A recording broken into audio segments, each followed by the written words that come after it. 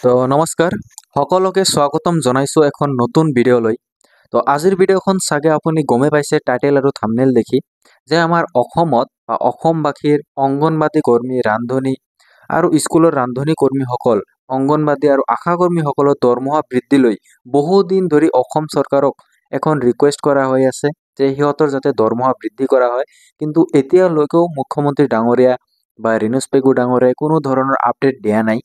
বা এনেকুৱা আগতে বহুতো ধৰণৰ ধৰ্ণা ৰাস্তাই ৰাস্তাই চলি আছে। গুৱাহাটী মহানগৰীত চাওক, আপুনি যিখন জিলাতে চাওক, চহৰবোৰত এই মহিলাসকলৰ ধৰ্ণা চাই আছে। আৰু কি চৰকাৰৰ ওচৰত এটাই দাবী যে অংগনবাদী কৰ্মী, আশা কৰ্মী, স্কুলৰ ৰান্ধনীসকলৰ দৰমহা বৃদ্ধি কৰিব লাগে।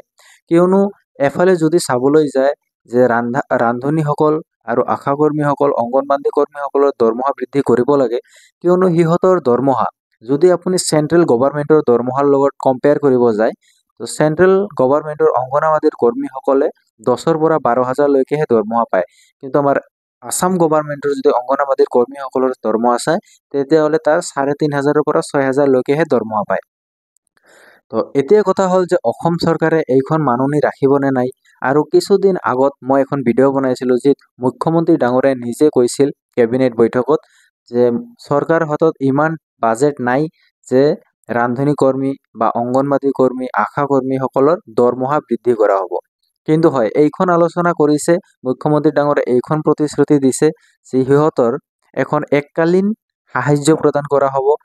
আৰু সিহঁতৰ লগত আৰু কি ডিছকাছ কৰা যায়, ইয়াৰ বিষয়ে ৰিনোজ পেগু ডাঙৰীয়া বা কেবিনেট বৈঠকত মুখ্যমন্ত্ৰী ডাঙৰীয়াই এখন আলোচনা বৈঠকত কিবা কি আপডেট এটা দিব আপোনালোকক, যে আপোনালোকৰ সেই দৰমহাৰ ওপৰত কি কথা ক'লে মুখ্যমন্ত্ৰী ডাঙৰীয়াই।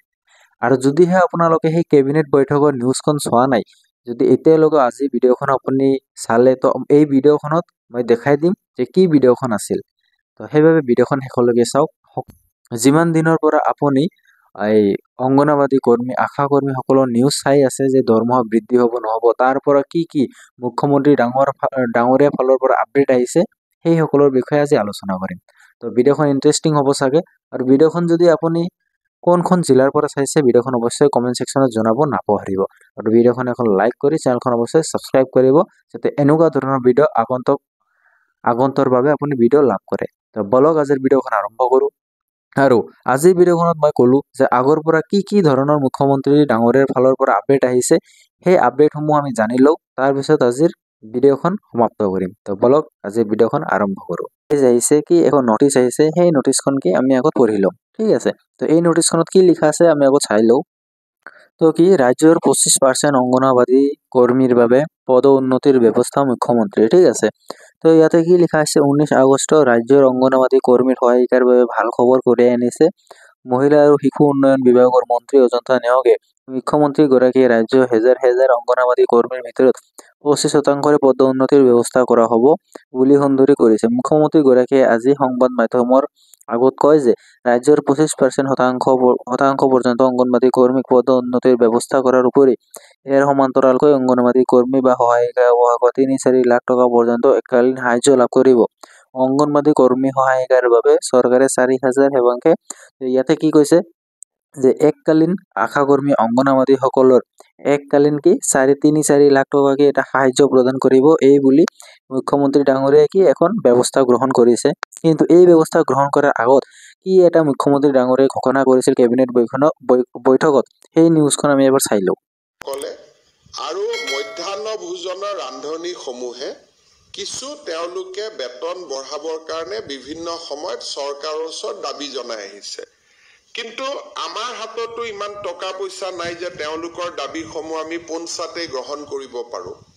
আমাৰ বিত্তমন্ত্ৰী অজন্তা নেওগ, মন্ত্ৰী পীযুষ হাজৰিকা আৰু মন্ত্ৰী অশোক সিংঘাল, এই যিখিনি আমাৰ ডিপাৰ্টমেণ্ট ইয়াত ইনভলভ হৈ আছে, এই তেওঁলোকক লৈ আমি এখন সৰু কমিটি কৰি দিছোঁ, যাতে বাজেটৰ সময়ত বা বাজেটৰ পিছত উপযুক্ত সময়ত মধ্যাহ্ন ভোজনৰ কৰ্মী, আশা কৰ্মী আৰু অংগনবাদী কৰ্মী সহায়িকাসকলক আমি কি সহায় কৰিব পাৰোঁ, তেওঁলোকে যিমান খুজিছে আমিতো সিমান কৰিব নোৱাৰোঁ, কিন্তু কি সহায় কৰিব পাৰোঁ তাৰ বিষয়ে তেওঁলোকে বিবেচনা কৰি।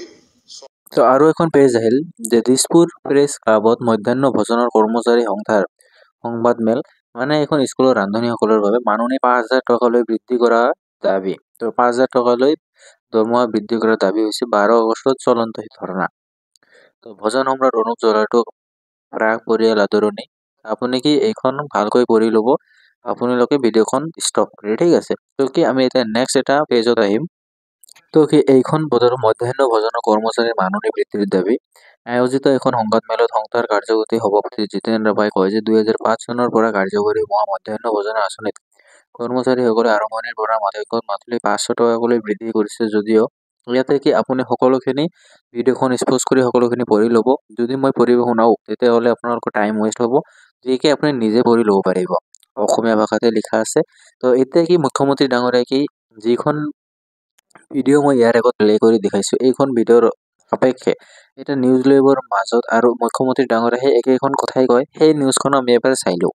বৃদ্ধি কৰাৰ কথা কোৱা নাই, মই কৈছোঁ তেওঁলোকৰ সমস্যাসমূহ চালি জাৰি চাবলৈ এখন কেবিনেট কমিটি কৰা হ'ব।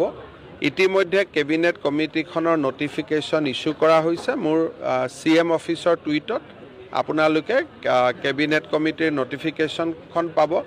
সেই কেবিনেট কমিটিয়ে আশা কৰ্মী, অংগনবাদী কৰ্মী, মধ্যাহ্ন ভোজনৰ কৰ্মী সকলোকে সাক্ষাৎ কৰিব।